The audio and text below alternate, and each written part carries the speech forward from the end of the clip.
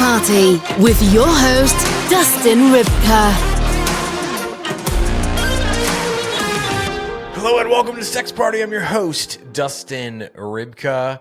This week on the show with me is a returning guest, Katy Bampton. You might remember Katy from about a year and a half ago. She was on the show talking about how she was seduced by 7 or 8, 9 or 10 members of parents from the school who seduced her and introduced her to her first orgy, which then led to her experimenting with ladyboys and dating a porn star and living sort of this like Playboy Mansion, OnlyFans lifestyle, threesomes, foursomes, all of the things.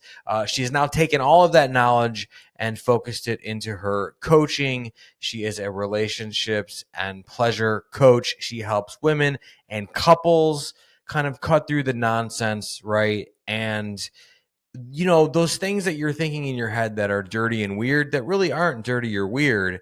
How do you express those things to a partner in a way that's tangible and real and can get you where you want to go? Better sex, better relationships, better communication. We also talk a lot about how you can introduce swinging into your relationship, how you can introduce having a threesome into your relationship in a way that is healthy, that is normal, that is balanced. Katy has a ton of experience. She is brilliant. She's going to teach you how to deal with the jealousy that might come up and a ton of other things. So without further ado, please enjoy my conversation with Katy Bampton. This week's conversation. It's always a great day when I get to, or night, I guess, is being recorded at night. We're kind of a late night show, I feel like, but it's always a great time, great episode when I get to say welcome back to someone. So Katy Bampton, welcome back to Sex Party. How are you doing? Thank you. I'm so good. Yeah, I'm excited to be back. It's probably been like over a year, I think, last time we were on. Yeah, I think it was about a year and a half or so, if I'm remembering correctly. I don't know. My brain has been through a lot in the last year and a half. So it feels about a year and a half. How have you been doing? Look, let's get reoriented. I mean, for the people, right? We always do this because we want to be conscious of people who may have not listened to or watched your first appearance on this podcast, on the show. But could you give not only a little update on what you're up to, but like, who are you and what do you do, right? Yeah, definitely. I can literally say so much has happened and changed in that past year and a half, which I'm excited to actually go into. So I came on over a year and a half ago, and I was so deeply into the swingers lifestyle, playing with ladyboys and having a very wild Playboy Mansion life, let's say. And everyone, you know, at some stage in their life will be like, fuck, to live this life. I can say I've actually lived it, but you know, it wasn't sustainable. And so my journey has carried me on into coaching women in embodiments, pleasure, and relationships now. So I'm so passionate through my own journey, the experience, and for my own self and the education that I've done really stands out on supporting women to reconnect to their bodies, to come into this so they can actually feel and ask for what they actually want in the bedroom, and not just kind of being like, okay, I'm bored, I'm tired, but you know, we've just got to get it over. And so they can actually feel more pleasure and really tap into their own bodies rather than just being, let's say, walking robots. Right. Yeah. Well, okay. The last time you were here, you talked about your sort of induction into the world of like the horny, like orgy kind of thing, where like a bunch of the parents from the school, like, you know, they like took you out and wined and dined you. And the next thing you know, it's like 6 or 7 of them, like, you know, in an orgy with you, and you're kind of like the unicorn. And then you did have these experiences, like, you know, with the ladyboy stuff, which was really great. And I think shocked a lot of people, you know, in my audience, and they love to be shocked. So good job there. And yeah, you were definitely living like this Playboy Mansion sort of porn starry kind of lifestyle. And obviously, like, we talked a little bit offline, and I clearly have followed you like on social media. Like that's still in your DNA, right? But I have seen this new sort of side of you emerge where you're taking that collective knowledge, that shared knowledge that, that's in the ether, and kind of putting your own spin on it, and sort of now helping women. And you did say helping women to speak up about what they want in the bedroom. This is huge, right? So, first question right out of the gate, what would you say, and I know it's different for everybody, but we're going to generalize because we love doing that. What would you say that women want and are afraid to ask for in the bedroom? I feel that afraid to speak up and to communicate for what they actually want. And this can kind of go two ways.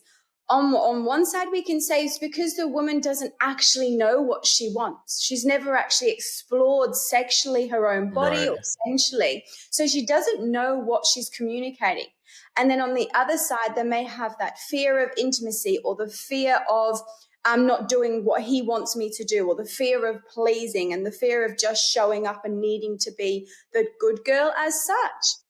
And so using both of those, obviously for this first one, reconnecting to your body. I have had a very extensive sexually liberated journey. And so I have yeah, you did. all from kink to orgies to BDSM to tantra to open relating to non-monogamy to polyamory to marriage to I have had a very extensive exploration. And I'm very aware not many people get to have this exploration sexually in their life, which is why I think and I feel I've had this experience, and now I can share it with others who are maybe curious, but who are maybe, let's say, in a monogamous relationship and they don't have the chance to do all these things. And it keeps coming back to yourself. So exploring more with yourself. What type of touch do you like to feel? What type of penetration do you like to enjoy? What type of words do you like to hear? What type of visuals do you like? And the more that you can learn more about yourself and connect inwards, then when you come into the bedroom, you'll be in a scenario and thinking, my body is not comfortable right now, or this is not what I'm desiring. This is not what I want to feel, rather than like,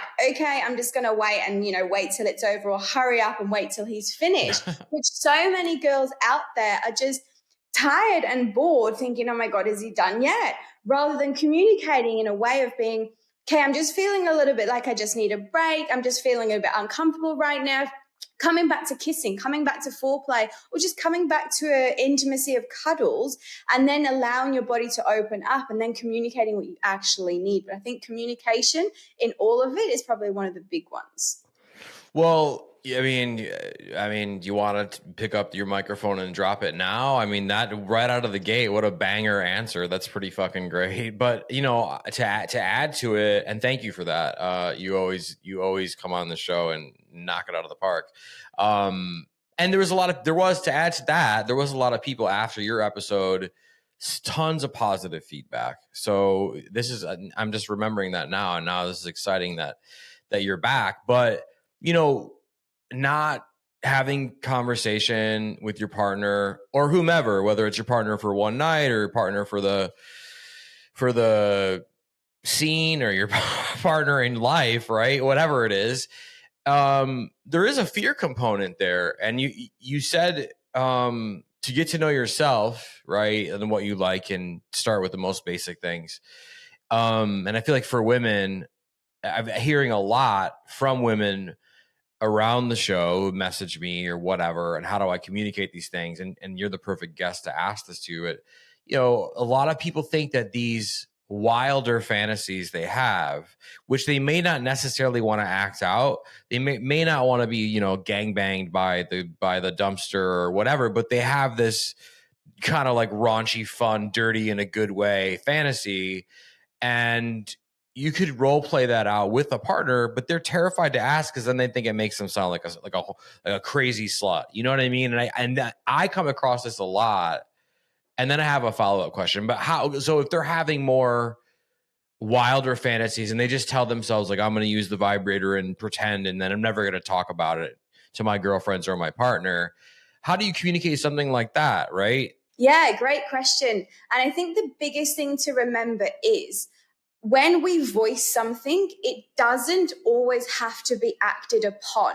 So just because, let's say, I will be voicing to my partner, I really want to have this wild 5 people experience. Yeah. that's a desire, and that can actually just stay in my body. And there's a lot of power within speaking that. We don't always have to do that. And so for the partner receiving, generally what happens, they make it mean something about them. They make it mean that they're not good enough, that their sex isn't good enough, that they actually want something else outside of the relationship. But it's more so just an add-on to the experience to make it more fun and to pleasurable. But I guess like starting with that is just generally opening conversations in a way of, I have been feeling X, Y, Z. What do you think about this? And just opening conversations and allowing each partner to speak. So this is what I guide with my couples with, and not just in the bedroom, just in general life as well. One person will speak. They'll communicate how they're feeling. I feel X, Y, Z. I love X, Y, Z about you. I am fearful about, I worry about. And the other person just sits and listens. And it's also a great bonding exercise because your person's being vulnerable. Your partner is opening up to you, and then you would switch. And this just allows both people to be able to like, my partner was also had other partners before me. It's normal. We're all human. It's normal to have desires, whether we see a hot girl or a hot guy. It's normal to have physical attractions or to energetic attractions, but we don't always have to act upon it. And I think what I see the most of, those who don't communicate but still feel the feelings are those who end up cheating because they don't have the ability to communicate. And would you rather sit in an uncomfortability with the need to communicate to your partner how you're feeling, or would you rather just suppress that down, end up cheating or having a toxic relationship, and then maybe ruining what the potential of the future could be? When if you can just take a couple of minutes or, the date night or whatever, it doesn't have to be that long, just to really communicate how you're feeling, your partner's going to feel appreciated and valued and respected. And they're probably going to open the door into like, oh, I also feel like this, or I also had this fantasy and this desire. We're all thinking it. It's all normal, but it's just like being able to use your voice to get it out in a way. This is so crazy. And this is why you're brilliant at what you do, because remember I said I had a second follow-up question. My follow-up question was going to be, if women are feeling this way, where they can't communicate these horny, air quotes, crazy things that they want that aren't really that crazy, how many of them then go and cheat, right? Because it does seem that if you're in a relationship and you don't feel like you can peacefully, safely communicate, hey, I want to pretend like you kidnapped me at the Burger King or whatever, right? And you can't have that fun role play, and you're sitting with that, it almost becomes like this, I don't want to say resent, but like pretty much like sexual resentment, right? Where you're like, I'm just not getting what I want. I'm bored. Sure, he blows his load to this thing, and then I fucking vibrate it out.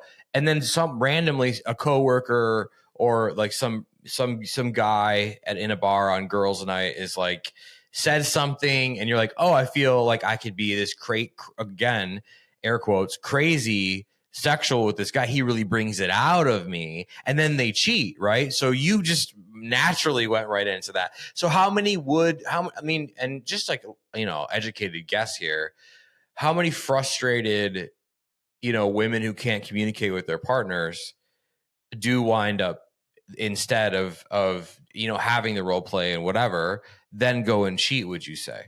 Yeah, statistics wise, I'm not 100% sure. From my experience, really recently, I have been in the open relating world. So cheating in my world isn't a thing. We all have the ability to communicate, but I know out there in the monogamous world, there are so many.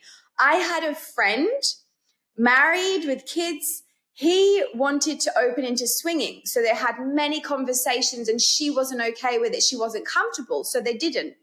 A couple of months later, she's been found out for cheating and the relationship has ended. And I'm like, your partner has just asked and used his voice to communicate. If you guys would like to be open, you have said no, but then you're the one cheating. And I think that literally comes back to the inability to be able to speak up. the uncomfortability of having the desire for someone else, the uncomfortability of like, I do have a connection, I do feel the energy with this person, but I'm in a relationship, so I can't do that.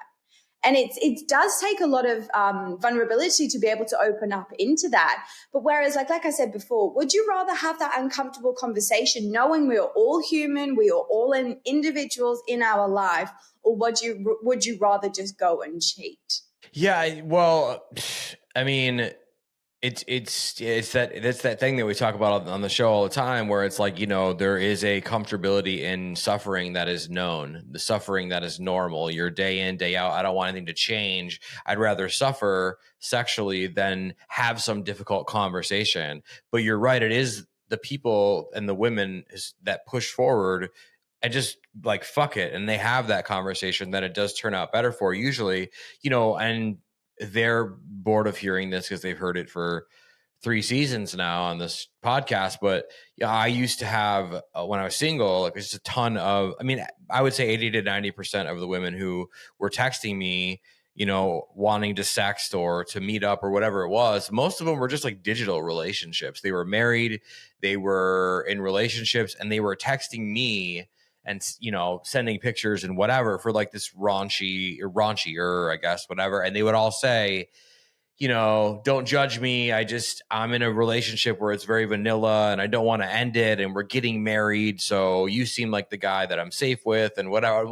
But dozens and dozens and dozens of these women, and I would never out anybody or give names or whatever, but they would then, get their rocks off with me and all the wacky, wild shit they wanted to do, which, and then they would go back and have a kid or something like that. But that's just a cycle, because in a couple months or a couple years, they're going to be right back, and I'm in a relationship now. So y'all are out of luck, but I'm sure they'll find somebody.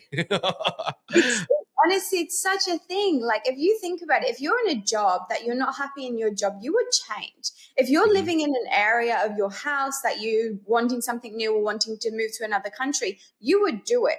I feel relationships are just the same. If you are in an unhealthy or an uncomfortable relationship and you're not happy, why hold yourself back?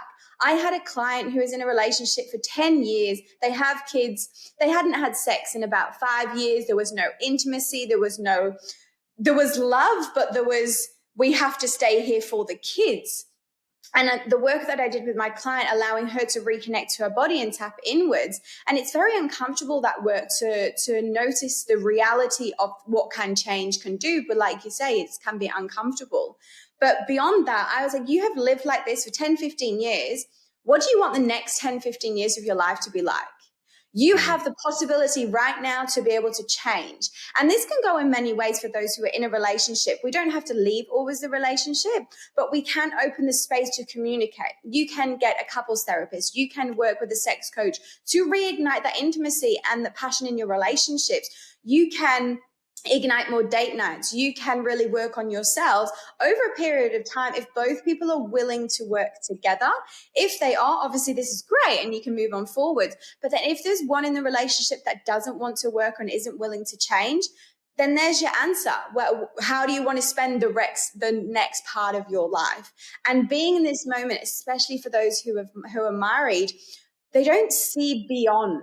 They just see the now, or the past, or what they think can be beautiful, what they think life could be like. But reality, life is now. Live in the present. Eckhart Tolle, be present, be mindful of how you actually want to embody and feel for your life, because you've only got one. So do you want to sit there and come home every night to your partner and you're not having that intimacy? Or do you really want to come home when, as soon as you get in that door, your partner is there with open arms and holds you into that? It's a choice. We all have that choice. But it can be very uncomfortable to tap into that, which is completely normal because it's changing. And as children, we are used to change a lot more. But when we come into adults, we're so stuck into our routine. Okay, this is just what it is. But you have a choice and you can change anything in your life. And I'm living proof. Yeah. Well, I mean, what a gorgeous thing to say, that you would say to your clients, or for anybody listening or watching this to think about, is sure, it's been that way for 5 years or a year or 10 years or 15 years. So do you want another year, 5 years, 10 years or 15 years to feel the same? First of all, that's fucking gorgeous. That's awesome, because what a reframe. It does almost like free you to think about that and be like, oh shit, no, I don't. I want to get rid of this Christmas tree that's been up since fucking October since, well, maybe, but whatever it is, it doesn't have to be sexual. That I think that relates to everything, right? And so in a relationship, I mean, what a powerful thing to say to someone. I want to ask you like a real quick controversial question, because you're a professional and you can swing it. And I want to put you on the spot for a second. Let's say that a woman did find themselves a Dustin. She's married, she's unhappy, she's been texting someone like me and masturbating through text and sending videos and pictures. She decides she doesn't want to do it anymore. It's over with, right? Then she's still unhappy in her relationship. A couple of years go by, maybe a kid or two. She wants to finally make things good in the bedroom emotionally with the partner. Would you recommend that she tell the partner, hey, I texted with this guy a couple years back, we did all this raunchy stuff, or just zip it and let sleeping dogs lie?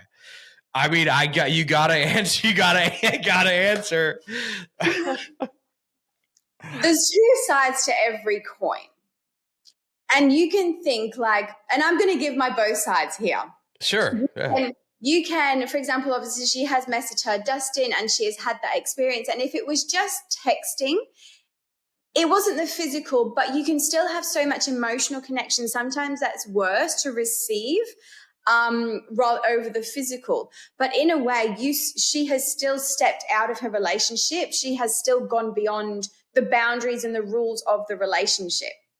Mm-hmm. So why did she do that? What was she not happy with it in her relationship, and what made her do that? And then so you've got the other side of if this happened 3 or 4 years ago, it's kind of passed, it's happened. And within those 3 or 4 years that have come since, they have had the most exciting, loving relationship possible. And obviously that's a bonus. So if you are in this stage now in life and you have that, obviously in a way, she had to step out of her comfort zone. She had to find her Dustin to realize that she wants her partner and she wants to come back to her family. So she has, in a way, made a mistake. She has stepped outwards. It depends. I can't speak for everyone. It depends what cheating is and your boundaries are in your own personal relationship. But she has noticed that and she has come back to her family and decided to make it work with the kids and it's moving on, I would carry on in the healthy, happy direction rather than bringing something up that can aggravate the rest when you've just had a happy 3 years. Then obviously if those 4 years are not the same and it's uncomfortable, it's not healthy and happy, then girl, you need to do something. You got to speak up. I would either open yourself to a girlfriend. It's great for, you girls to get together and just open yourself, open your heart, allow yourself to be heard, work with a professional on why you're feeling this way, what you need out of the relationship that you're not getting, or maybe there is triggers and emotions flying in the relationship, and then come to your partner when you've gathered yourself in a way of this is my decision. This is what I'm going to talk to my partner about. Do we want to try and build it back up together, or okay, it's the time to go and the ships are sailing? Yeah. Yeah. Well, I mean, we and I appreciate both of those answers because and a way to play both sides. I think you're smart for doing that too. Because you did give an answer for each, right? And you gave it back to them, which I think is only someone who is experienced and and knows the ways of the relationship and the relationship dynamics would answer that way. So I think that's really great. And we did hit on something here. I mean, there is more text cheating than physical cheating. There's a lot of text cheating happening, or I guess in DM, or if you're younger, Snapchat cheating, which is just gross, but whatever. And so it is. I mean, it's a thing, and there's varying degrees of being cheated on in the text message or whatever, and you always run that risk of somebody, screenshotting it and sending it, or your partner being an a-hole and like going through your phone and finding it because they're suspicious, or you're acting weird, or whatever. But I mean, it's not just, I really want to make this point that it's not just technology. Like, people like to say, oh, well, if it wasn't for phones, my husband would never have cheated. If it wasn't for Facebook, my husband would never have cheated. That is so not true. And so, can you talk about that a little bit? Because it's just that there's more opportunity. Sure, that person's still going to have the same action. A serial killer, is going to kill a different way now than he would in London 1800s, or whatever. So come on. I don't know why I use that analogy, but are you seeing like a ton more? And can you explain why it's not the technology that it's at fault? Yeah, and that's actually great. I don't actually have in my space clients or people who are actually cheating. I think the clients that come to me have already got that level of self-awareness to acknowledge if they all have that desire or feel to go and cheat, they would know something is wrong. But obviously, coming to those who are cheating, it's like you said, there's so many methods out there of communication these days. And it's just like, I just liked her picture and she messaged me, or they're just bringing up excuses. And it's always come back to, at the end of the day, why are you doing what you're doing? And it generally comes from a lack of something. If you are reaching out to a younger hot female, obviously there's physical attributes, there's that exciting, there's that fun dynamic polarity pull, and you can have that. So if you're noticing you are getting pulled to someone else, have a look within yourself. What are you not getting from your relationship, which is causing that cheating? I know so many women who their partners have OnlyFans just to watch porn, but they're still talking and conversing with the models on OnlyFans, and the models love the attention. They are also, it's a work they are giving to the man. And there is that, in a way, cheating. There is that push back and forwards, because no one on OnlyFans is going to get rejected. It's part of we love everyone on OnlyFans. And so that man, he's getting his cup full. But because it's on OnlyFans and because it's porn, it's not cheating. But it is. You're still reaching outside of your relationship for something, because like you say, of the technology. So if you are listening out there and this is you and you are reaching outside of your relationship, it's not bad, it's not right, it's not wrong, it's not whatever, it's not anything.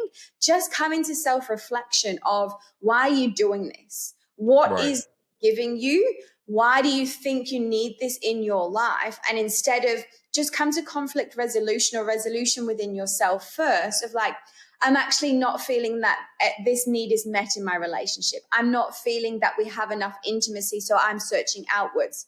Have you even told your partner these things, or are you just turning away because it's not real? So just come back into that self-awareness and notice what you haven't got in your relationship. And can you rekindle that instead, rather than you talking on OnlyFans with a hot chick on OnlyFans filling your cup, but it's still not filling your cup in your relationship? No, yeah. I mean, and if you go on OnlyFans and you buy content or whatever, the chatting's a little different, and you tell your partner and they're cool with it, great. That's fine. But it does feel, I was recently in a situation where I barely go on. Sometimes I go on to OnlyFans just to see what someone on the show will be doing or something like that, but I never like subscribe, whatever. I have in the past to certain people. I was like, it all feels very gamey to me, right? Personally. I love that it's a place that women can just get the fucking bag, right? And there's a lot of dudes that are like, oh wow, talk to me, or have your bot talk to me, or have your VA talk to me, whatever, right?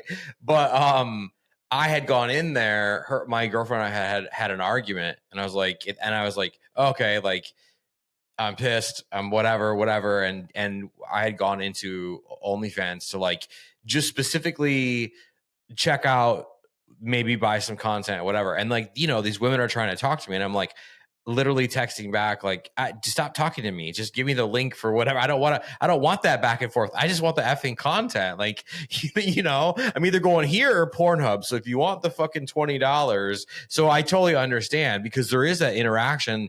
More than likely you're, and everybody who's been on OnlyFans is going to hate me, and they've been on the show for saying this, but more than likely you're talking to like a VA in like Bangkok or India or something. And it's not really who you think. So, but some, you know, high level OnlyFans people, they do. And if they're just getting into the OnlyFans thing, they're talking, you know, they'll talk back with their clients and whatever. But that is a really, you know, interesting, unique thing that you brought up, because, you know, OnlyFans, it really done a lot of positive things for sex work. And then also here we are at this sort of, at this collision of text cheating. And because if there's a dude running around, you know, on OnlyFans, and then because he was like, you know, he has some stuff he wants to talk about that he's not telling her, and she has some stuff and she's not telling him, and he's doing that and she's not aware, then that's totally, you're right. That does fall probably within the cheating realm. And there's just like a lot of, she did this or he did that, and she did this and he did that. Yeah.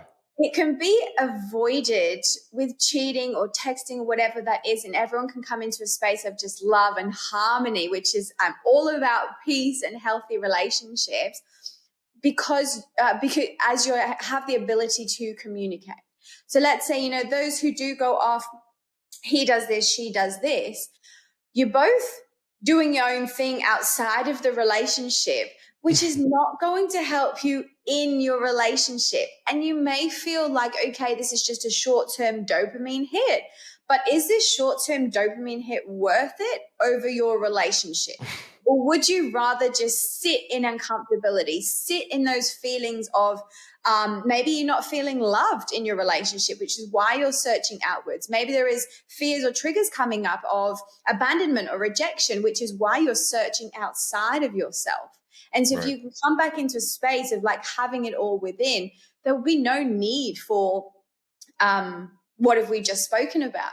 And I'd love to just touch on there as well. Obviously, in my past experience of OnlyFans, I had OnlyFans, and I still have the platform there. And I can say, hand on my heart, I have helped over 50, 60, 70 men overcome porn addiction with the platform. So I took it on myself. Obviously, I've been on that platform previously, and it was just not aligning with me. It's not with my life anymore, and I have moved on from that lifestyle. But I still had thousands of people that I had connected with. And I felt within me, I was like, no one is on OnlyFans helping porn addiction, because it's a porn-focused site. And I've had many males come on, they masturbate every day, maybe it has been previously to my videos, and they have got to a space of now coming into self-pleasure just for themselves and not losing their sexual energy over the screen. And I have so many comments like, Katy, I never came on OnlyFans to stop my porn addiction, but they have thanked me so much because they have more energy in their life. They have a better relationship with their partner. They are able to communicate. They are wanting to have sex with their partner because they are not ejaculating to a screen 5 times a week. And I think like that is definitely been my point of difference within that platform, is helping people more so in a way, not just a short-term dopamine hit, but for a more sustainable life, because we can't be always, I mean, anyone can do what they want, but sitting there jerking off to a screen, especially for the men, and letting out your energy, there's no wonder why you've got no energy in your relationship, or where you aren't dating, or if you haven't had a physical girlfriend in such a long time, because your energy is just here. And we want authenticity. We want the organic. We want the touch and the physical touch within a relationship, not a fucking computer screen. Well, and also too, I want to add to that, you know, because we are pro porn on the show. We are not pro addiction to anything on the show, except for maybe maybe like Red Bulls or something, because I have a severe problem with Red Bulls. So I'm speaking for myself. But we don't like addiction to anything, because it's always bad, right? But like, you know, we we're pro porn, we're pro sex worker on this podcast, and I love to have opinions like you know, who are maybe coming more from like the which it sounds like the tantric sort of energy, sort of reserving it for those moments that you know, per week with your partner or whatever. She is not telling you to stop watching porn, just because I know people in the comments are going to go wild. She's not telling you you I'm can't not. yeah, you can't run to OnlyFans, whatever. She's just expressing what she has done with her platform, and I think that's great, because we love to embrace all sorts of different, you know, sex and dating relationship topics like on the show, and we're never going to shy away from anything. And I don't know who we is, because it's just me sitting in this chair and my editor. Work. Yeah, just to Yeah. add on to, I'm all for sex work. I've been there Yeah. myself, and I mean, it's a point of difference that not many people would go onto OnlyFans, and instead Sure. of ejaculating to the screen 7 times a day, you could just do that 2-3 times, or 7 times a week. Sorry, do that. Well, 3 times. some people can ejaculate 7 times 7 a day, times a for day, sure. right? Yeah. And do that 2 or 3 times, and then bring yourself to your relationship. So there's no need for that, like, you know, the lack of communication, the lack of touch, which is what I'm saying. Obviously, porn is fine. Yeah. Well, I mean, if you're ejaculating even like 4 or 5 times a day and you're in a relationship, there's some deeper issues, like completely. And I think, you know, what I want to know is, at what point did your previous life, and again, you've taken elements from it that are still with you, and they're sort of in hibernation or gestation or whatever, and we'll get to that.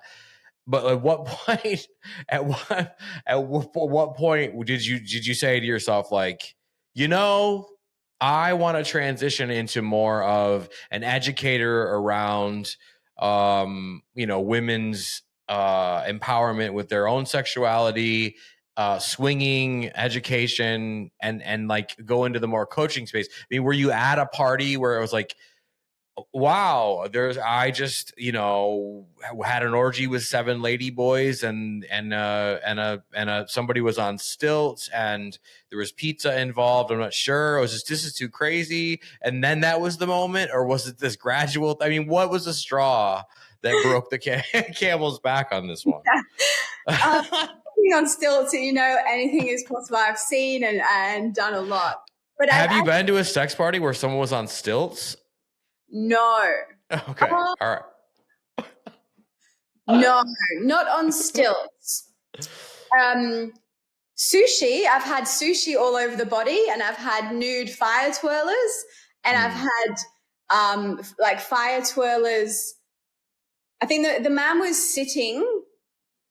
The man would have had to be I think the man was standing, and the fire twirlers have come and been around the man, and the fire twirler has kind of gone down into a blowjob with the fire twirlers at the same time. Like, wow. It was very artistic, and it was very sensual, very sexual, sensual, just fun as well. The fire twirlers go down with the flames while someone's giving a blowjob? Yeah. It was just very... How do you not blow your penis off with like, how do you not like set your penis on fire with that? That's obviously wild. The fire was to the side, but that was probably one of the eye-opener experiences I had compared to the stilts, let's say. So okay. Yeah. So was somebody like eating a piece of like barbecue eel off you, and you were like, I'm done. I'm like, what happened? Like, what was the turning point for you? Yeah, not with the sushi. So I've always been an educator in the space previously as well, and I kind of got into my old life out of curiosity and out of fun, and part of my own liberation journey. And as I was in that stage of life, it kind of gradually got to a point of this, like, this isn't fulfilling me anymore. I felt like there was more to life. I didn't want to just be engaging and serving men. I really saw and felt within my own self that women are disconnected. Women are not speaking up. Yes, I have been in parties and women have been there, and I've kind of just like, not 140 swingers, 140 people party, but just more of a smaller environment. And I have felt girls into saying like, Katy, I just don't want to be here. And I'm like, what are you doing? what do you do? She's like, oh, I have to come because my partner really wants to be here. And I'm like, girl, like, this is your life. This is your energy that you are giving away to somebody else. And it was kind of a moment within that. I was just like, she's not the only one in this environment. And then I kind of went on my own journey into, studying sexuality, studying embodiment, studying how to connect to yourself in a way of also the physical aspect of the wildlife that I had in the Playboy Mansion. It was all embodiment, and it just kind of matched well together into the words of like communication and opening up yourself and being in a space of using your voice and power to be like, I'm not comfortable with this. I would like X, Y, Z, and we can change or something, or even you just walk away. And there is so much power in walking away or saying no. But when I've seen a woman who voiced to me as like, Katy, I don't want to be here, I was just like, whoa. And that was kind of one of the bigger pivotals, but it kind of came over time. Yeah, no, because you were you totally, like the last episode we did, like there was literally like a woman like leaving your apartment mid episode from a threesome or a foursome or something, and then we went on to talk about like the educational piece, right? And so you always had that educator, that coach side to you, and so, and also too, just now you hit on another banger topic, and that is, people have threesomes, people go to swingers clubs or sex parties or whatever because their relationship is in this non-communicative turmoil sexually, where, hey, if we just talked, we could do this wild shit at home and maybe come together to this when we're ready, or maybe not at all. But one partner, usually the male, and they're going to get mad about that, but whatever. Fuck them. They're like, I love you guys, but quit being dicks. Or keep being dicks. Just do it in the comments. But usually the male is like dragging either another woman for a threesome, or to a sex party, or to a swingers party, or to a ladyboy extravaganza or whatever. But they're there. They don't want to be there. This is fucking huge because they think it's going to save the relationship, right? And that's just not the case. So if you could talk more about that, because I in the States and just in my life, I've seen many actually people that are really close to me in my personal life, most of which are divorced now, would bring someone in as a third, and it would just implode the relationship. And so, but they thought, oh, it's going to save us. No. Or we went to a swingers thing and the jealousy broke out and I punched a fucking guy in a wig for no reason because I got angry or whatever. So this is huge. So please keep going on this. Yeah, and what I'd love to just add in there is, if you're a couple and you're going to a swingers party and the male is only open to females coming in, that's just a reflection of self. Why can she not have another male? And so for any guy watching, if you want to go to a swingers party, if you want to have multiple experiences, you need to be open to having either a guy or a girl join. It's just not fair if you're only accepting women in. And women, if you're listening and your man does this, well, this is where you need to communicate. You need to be open to both. So many females in the swingers space are bisexual, which is why it works so much more. But you can't be there and your man is not letting you play with another male where he can play with another 50. That's just, in my world, that's not okay, and that's not right. And then so if you have been led to the swingers party by your partner, by the male, and you're not feeling that comfortable, generally, like, the woman would just like shut her mouth. She would keep quiet and she would just please and just do it. So obviously, if that is you watching out there, this is your moment to speak up. And it's kind of like looking at, why are you putting yourself into this situation? Why are you allowing this? Why are you actually there? And really, I guess I always come back to self-reflection in a way of like, I'm letting this happen. I'm coming to this swingers party. I'm physically present. My man is just doing whatever he wants, and I'm just sitting here very uncomfortable. Mm-hmm. You're allowing that.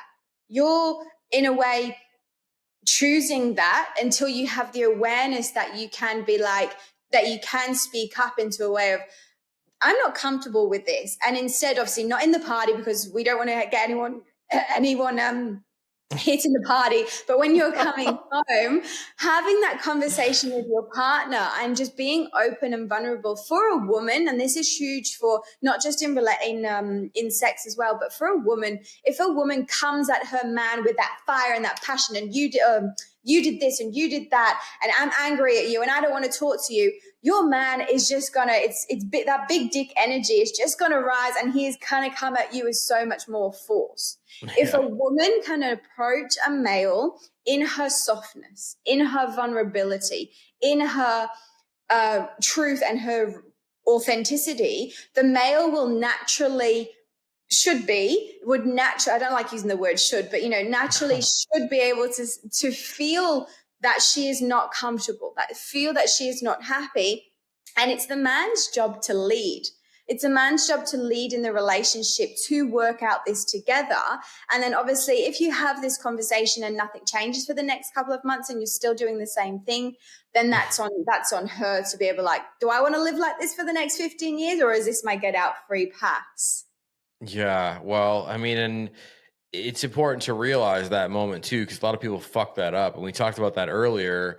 But a relationship will, one that's not working will present you multiple, like, your avatar stops and it kind of moves around a little bit, and it's like, do you want to leave relationship, stay uncomfortable, undecided? And you have to like pick one, but it'll keep presenting you with that sort of video game question of what are we doing? And if you ignore that, the more that you ignore that and do nothing, it really does feel like, I don't know, it almost feels like a fucking cemetery in your relationship, right? Like it feels that sort of dead energy, that dead air. You're not talking, but then the slightest movement for yourself feels so good. And I think the small movements then lead to like an avalanche, right? The first is like a little pebble. It's like, damn, I said that. Oh shit, I feel good. I got some shit done today. And then all of a sudden now you feel empowered. So is that something that you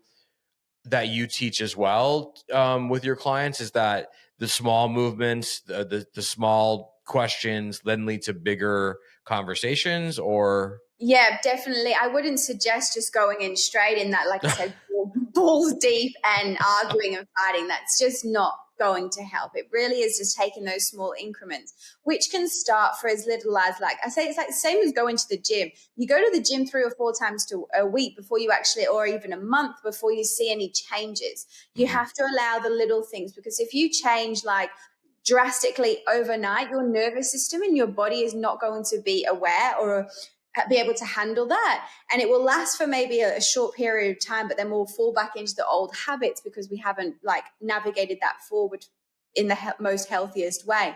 But I guess for a woman, if she is in this experience and she's feeling those little pebbles and she's feeling those triggers, I believe that all the experiences that we have are all lessons, and you can either see the lesson from it, or you can sit in like victim mentality or victim mode, projecting and says like, he does this. Where if you can kind of bring that back around and notice, where are the lessons? So for example, if you're in a swingers party and you're not speaking up, is your lesson to be able to learn to use your voice? Is the lesson to acknowledge that you can speak up? Is the lesson to acknowledge that, okay, you've been to a swingers party or you've been in a threesome environment and this is not really what you're wanting. Can you communicate that? And seeing the lesson into it rather than just the projecting, because it's just going to bring too much toxicity into the relationship. yeah, I mean, that's super important to realize, like, how to approach the situation, and like you said, not to go balls deep right off the rip, because people just get offended, and it does explode usually into something that, and then that's where the resentment river kind of flows, and then you're in trouble.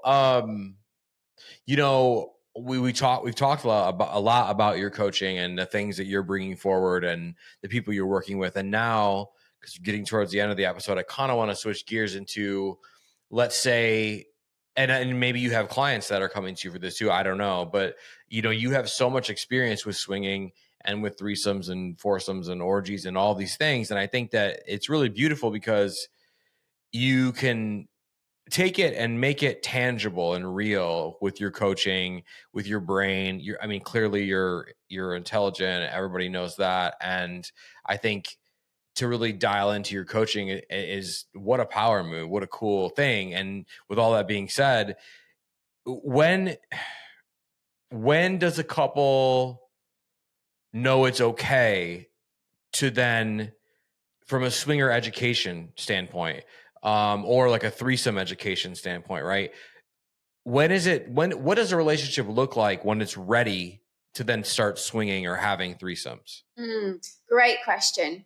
And it's in a nutshell, when you have the ability to have open, vulnerable conversations, when you have the acknowledgement within yourself and your partner that you are going to come up against insecurities, against jealousy, can you resolve this in a healthy manner, or is it just fire? And if there's constant fire and if there's constant arguing, you guys are not ready. You don't want to be going into a swingers party and you've had a bit of a tiff because something's happened, and then there's eruption in the party. You're never going to be accepted into this party again, and you're never going to want to go to a party together. So I'd love to give a little couple of exercises that if people are wanting to step into swinging, or how do we go about it? The first one I suggest is when you are out in a shopping center or in a restaurant, when you're together, allow some time to look around at who you find attractive, who you think, oh, okay, I like his tattoos, or she's got a good energy, or I like that couple. And this is going to build more like communication within your relationship, because you are openly speaking into the type of person you like. And not only is this going to help you when you're in a swingers environment, it's the feeling of like, it's okay to voice that he or she is attractive. So if you're in a shopping center, bringing up the conversation sometimes, or intentionally go out for dinner, sit at your table, and then look at and do your exercise when you're in that restaurant. So there's one date night idea before going into the party. And then the second one is talking to your partner about your insecurities and your vulnerabilities.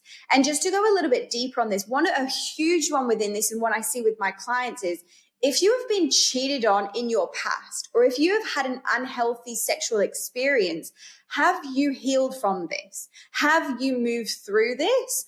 Or that there's a very high chance, if you haven't, that experience is going to come and bite you on the bum when you're balls deep into a swingers party.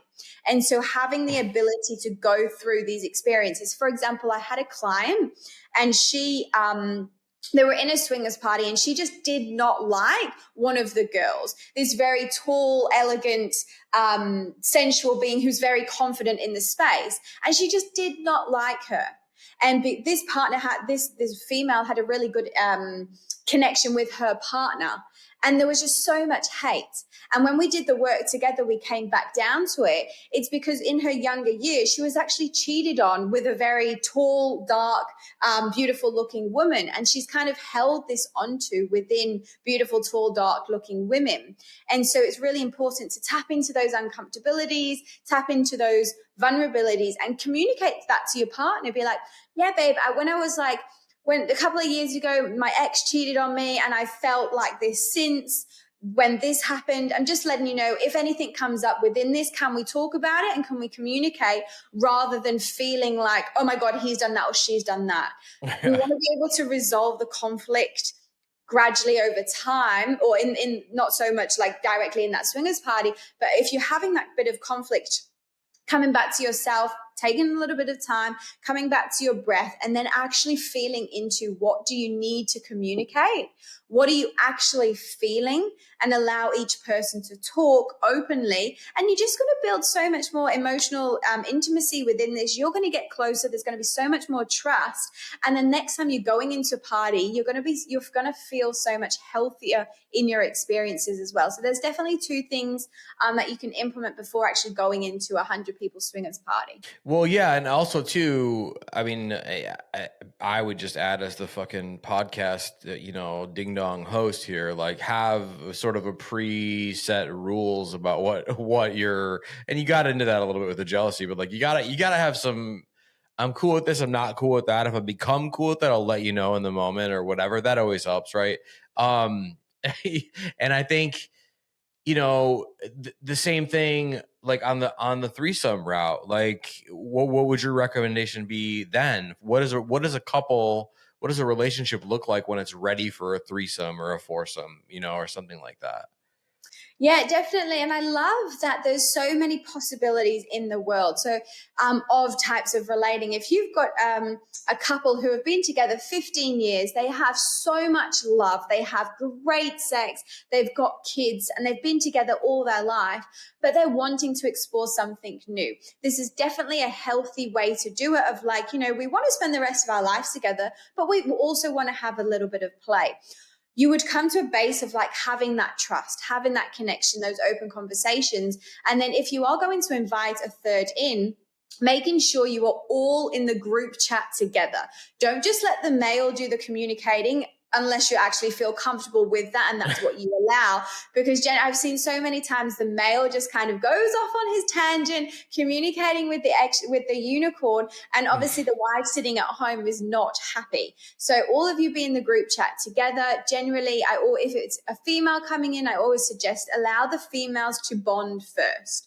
Allow the women to connect first. Let them become best friends. That the wife or the partner is going to feel so much comfortable and more safer before you're just going straight for the unicorn. Because if you just go straight for the unicorn or the third that's coming into the relationship, you're not going to be having any more. So you need to allow that space to open up. So definitely all being in a group chat and knowing where your boundaries sit. So like I could go on about this so much in consent and boundaries, but it's like, what is your safe sex practices?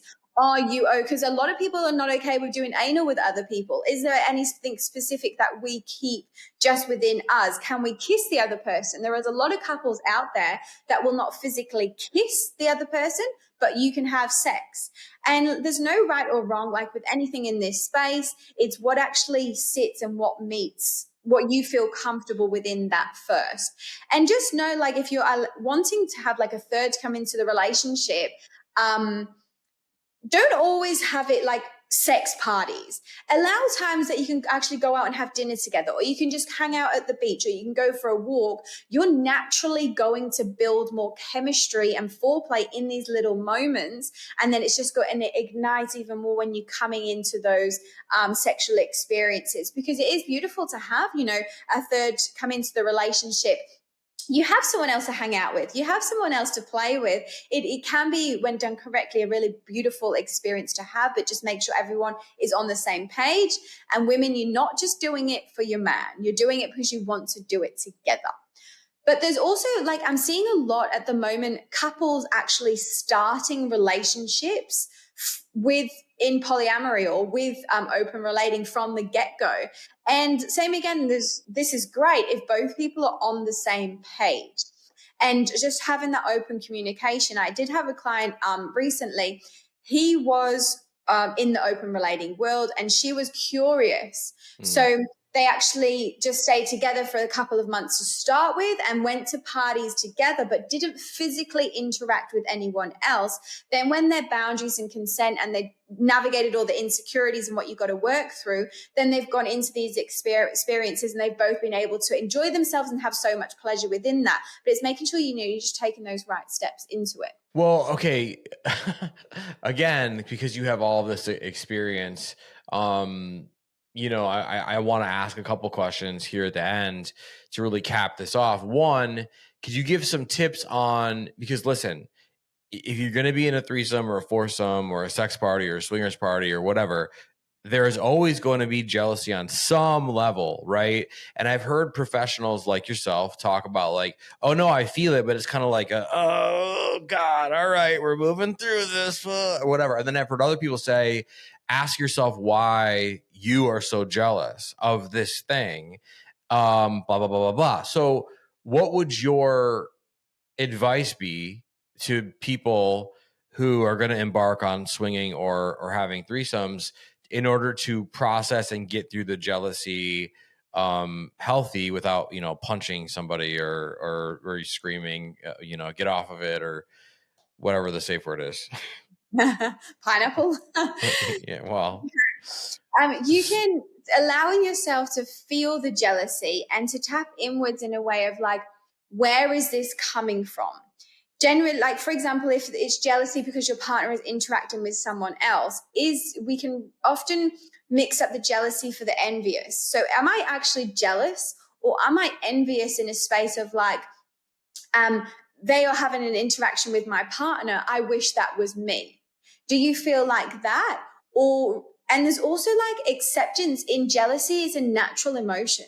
Like we are all human, and you can obviously you can work through it by coming inwards, getting some professional help, because with guidance like myself, where I guide my clients through jealousy is like actually coming back to the root cause of like, in my childhood, like I was always like the sister who was pushed to the side, or the brother who was like the older one who had to look after everyone else. So like in a swingers party, he'll be with the older one looking after everyone else, not actually enjoying his own pleasure, and vice versa. So it's always your best just about coming back to yourself, coming back to your authentic self and feeling into that. And then I was just going to touch on, what was that thing? Oh, I've lost my train of thought. Well, it happens. It happens on podcasting. Just like anything you could bring to the table about jealousy and like how to process it better. Yeah. And so then obviously that's feeling into that. But I really want to put out there, if you are constantly hitting jealousy and constantly feeling like hit down by it, ask yourself, is this what you want to be doing? Mm-hmm. Are you doing this for someone else, or are you meant to be monogamous? If you are constantly feel like you're hitting a brick wall and nothing is changing, is this the lifestyle that you want? And it's okay to have tried it. And I've had many clients and couples of my friends who have tried it and be like, this is not for us. And that's okay.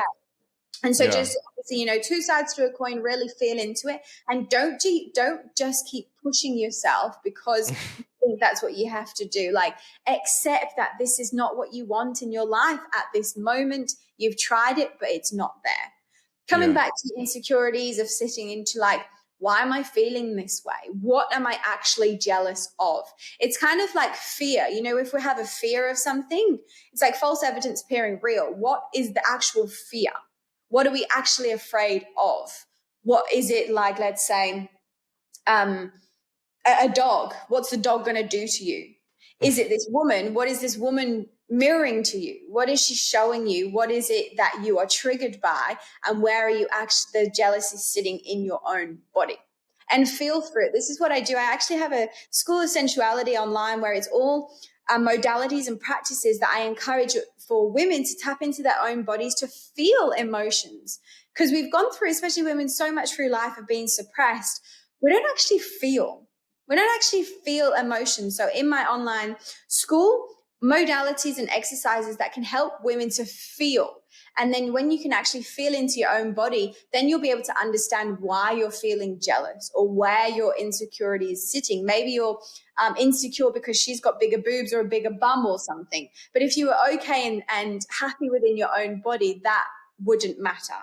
Yeah, no, see, and that's why I asked you that. Quick question. In terms of a threesome or opening a relationship, what do you think of at least the first time, or maybe every time, whatever? And obviously not everyone can afford this, but what are your thoughts on the concept of bringing in a sex worker for your first threesome, or, for threesomes in general? Because that way there's no emotional attachment, right? Definitely. And like everything, there's two sides to a coin. A sex worker is great because he or she is coming into the environment. It is an exchange. She generally is very experienced in her work. There is no emotional attachment. So you can come in, have that experience, and then she's going to leave so the couple are together. Yep. So like on your answer, definitely that's a great one. And then there's another side there's also so many experienced swingers in the space, male or female, who enjoy being that single person, who are very aware of the dynamic between a married couple or a couple, let's say, and who also can come in as well. Yeah, no, that's awesome. Final question, final, piece of advice, thing I want to bring up, whatever. I have like podcast brain right now too, because there's so much awesome shit in this episode. I'm like, okay, wow. But I think it's important to point out, and you can obviously relate with this because you've transitioned from, everything that you were doing with kind of being more open, and now you're not as open for the moment. And I think that's the part that we need maybe, and I'm going to let you take the wheel here on it, is that it's okay if maybe you do have threesomes with your partner for a while, or you guys do swing for a while, and then maybe you stop because one or both of you is just like, let's just chill for a little while, just me and you. That's always normal too, right? Completely. And it's called a swingers lifestyle. It's just a way of living. It's a way of being. I have, let's say, been in the thick of it for 3 years, and now I'm in a stage of my life where I'm not. And that's just a personal choice where I'm actually just wanting to be with myself. I'm not desiring to engage with anybody else. I'm just wanting to sit in my own energy and use my own energy. And then maybe in a couple of years' time, maybe I'll step back into that space as well. Because I am bisexual, I love playing with females as well. So if I'm in a relationship with a male, I do desire to have the ability and the permission to be able to play with a female. So at some stage in my life, I think there's going to be a moment where I'm step into this again, because I do enjoy playing with females. But it's a lifestyle. It's just a way of life. And there's no right or wrong. If you want to have a couple of, and it's very, very common in the swingers world, there is so many couples who will kind of come in and then take away, go to monogamy, then come back in, try polyamory. It's just a way of evolution and a way of life. Yeah. Yeah. Amazing. Katy Bampton. I mean, I can't thank you enough for coming back. I can't thank you enough for having 15 or 20 mic drops in this episode. This thing is incredibly valuable yet fun. So we accomplished our goal. Where can people find you on socials? More importantly, where can they work with you, find your services, dump out just truckloads of money for you to help them have better relationships? Take it away. Yeah, so everywhere I'm Katy Bampton. So my website, katybampton.com, Instagram, Twitter, YouTube at Katy Bampton, and then on there you can I also offer free 15-minute calls with me. So if you have a burning question, that something's come up in this podcast and you really want to tap into that, I offer free 15-minute calls. So that is out there. Then I prefer working in month packages or 4-week programs, because in 60 minutes, I can give you a lot. But if you really want to change, if you really want to go that extra little bit deeper, I suggest working with me in a 4-week program. And I do this for individuals and couples as well. I also, just out there for the women, I have a School of Sensuality. And in this platform, you can find over 30 modalities that allow you to connect to your body, that teach you to be able to speak up, that teach you to feel, that teach you how to caress your body, how to seduce yourself, all for yourself, all for the women out there, and also partner play exercises that also can add the fun to the relationship as well. Well, you're a real one, and they should definitely run over there. Don't walk. Run. Wait for this to end. It's almost over. Chill. And then go check out everything she's doing, because I think it's so important. And, to work with a coach is amazing, but to work with someone who has all of that real world experience that you do, having all of that experience and everything that you spoke about in the first episode, which they should go back and check out too. I think it's how could they not walk away with that, with a completely changed, refreshed perspective? So, guys, just go do it. Okay. But thank you so much for being on the show with me. Let's not wait so long to have you back. So if you we'll talk here in a minute when we stop recording, but let's get you back sooner, because this is great. Great. Thank you. Thank you so much. Big thank you to my guest, Katy Bampton, for being with me on the show again this week. Make sure you go check out everything she's doing with her coaching. Hire her, check out the School of Sensuality. You heard her say that she's doing free 15-minute consultations. Take advantage of that. Take advantage of her experience, her mind, her brain. Follow her on all socials. If you guys are loving guests like Katy, you want to see Katy again, You know the drill. She'll be coming back at some time soon. But you just want to show some love, some appreciation, some goddamn desire for more Sex Party. How do you do that? Well, if you're listening to this on platforms like Apple and Spotify, you could leave a rating, you could leave a review. Those things are wonderful, but fuck that, right? What you really want to do, you want to subscribe to the show so you never miss a new episode every single Wednesday. And if you think that you're subscribed on Apple Podcasts, you want to make sure, because Apple Podcasts is unsubscribing people from podcasts. So this is what you want to do. Go to Apple Podcasts, go to Sex Party with Dustin Rybka, go to the upper right-hand corner, click on the little pause button or check mark or whatever it is, right? And make sure that it says that you are subscribed, or click resume subscription, whatever, right? You want to make sure there's a check mark there when you leave. And that way you're resubscribed, just in case maybe you weren't subscribed or they paused it or whatever weird shit they're doing. If you're watching on YouTube, I love you. I see you. If you're watching on YouTube, would you rather get busy in a Burger King bathroom or a McDonald's bathroom? Let me know in the comments. For all you YouTube people, listen, you could leave comments. I love when you leave comments. I respond to them on the show. I love when you click like on all the videos. But the most important thing you could do is subscribe to this channel so you never miss a new episode every single goddamn Wednesday. I love you guys. I'm always available in the DMs on Instagram, and I will see you all right back here next week. Thanks for listening. The party continues next week. Click subscribe and let's make this a regular thing. Follow the show on Instagram and Twitter @SexPartyFM. Follow Dustin @DustinRybka.